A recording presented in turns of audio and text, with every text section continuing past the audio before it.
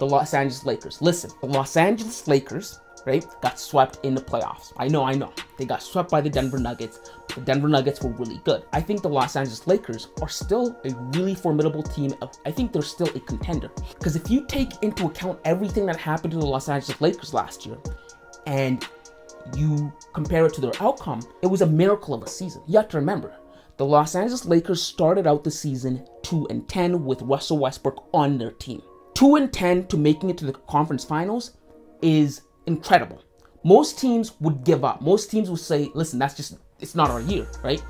Not only that, but both LeBron James and Anthony Davis got injured last year. So Anthony Davis got injured and LeBron had to carry the Lakers for about a month. And during that time, LeBron averaged 38 points. And then he got hurt against the Mavericks, and Anthony Davis kind of carried for a bit there. Anthony Davis played some of his best basketball we've ever seen in the playoffs. This is what happens when you have a healthy Anthony Davis. When you factor all those things that happened to them, and then you add in the fact that the squad that they went into the playoffs with, they only had that squad since February. They had that squad for 2 months to get ready. They didn't have a lot of time to build chemistry. They went out and they got really good pieces during the trade deadline. They got D'Angelo Russell, they got rid of Russell Westbrook, they got Jared Vanderbilt, and they melded together. That's the beauty of playing with LeBron, with a guy who's that high IQ in basketball. It worked enough to the point where they were able to make the playoffs and make the conference finals.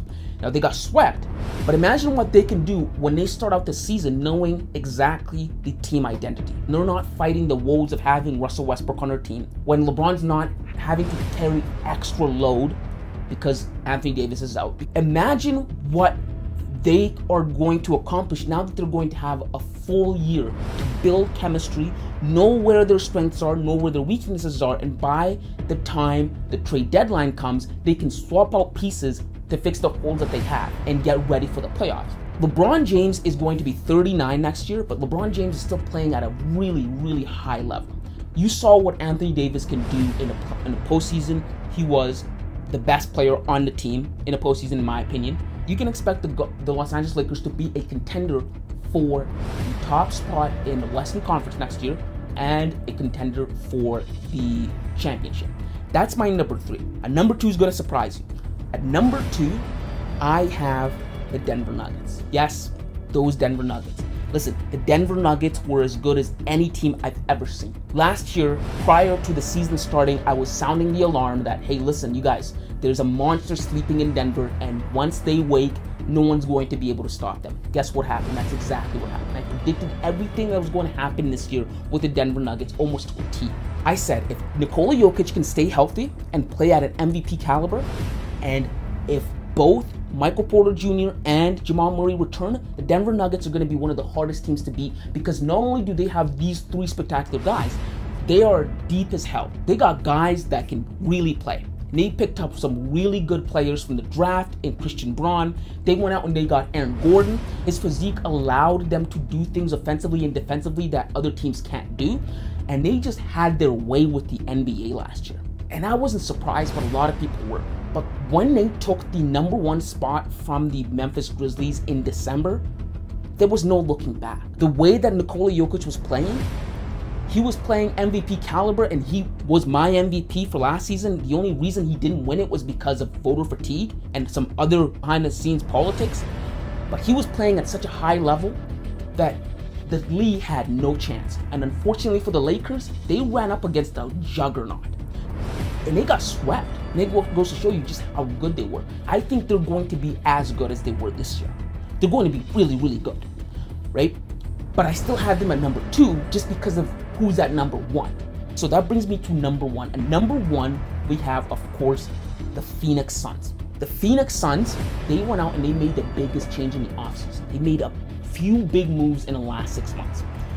One of them being they went out and they got Kevin Durant, and it changed everything. And even though they lost to the Denver Nuggets in the postseason this year, you have to take things into account. Just like the Lakers, they had a completely new roster that they had gotten during the trade deadline. You have to remember, Kevin Durant came in February, right? So he only had 2 months to figure it out with his team. Number 2, when they went up against the Denver Nuggets, they didn't have Chris Paul. So Chris Paul became a liability like he always is, either because he's getting old where he's just missing games. They got rid of that liability, right? They moved Chris Paul and went out and they got Bradley Beal for Chris Paul, someone who's younger, who's more defensively capable, and who can produce and give you more points on offense. It was just a big upgrade, and I was surprised they were able to get that deal done.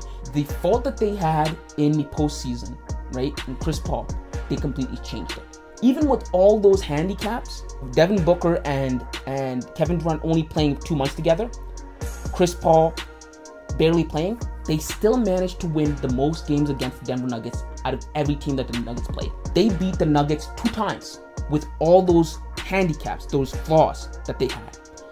And they fixed those flaws, and I think they're going to become even better next year. And when push comes to shove, and when they need a third scorer, like they did in the postseason, and Chris Paul wasn't there because he's injured, they got someone who's going to be there, and it's not only going to be there, but it's going to make an impact in Bradley Beal. That's going to change everything.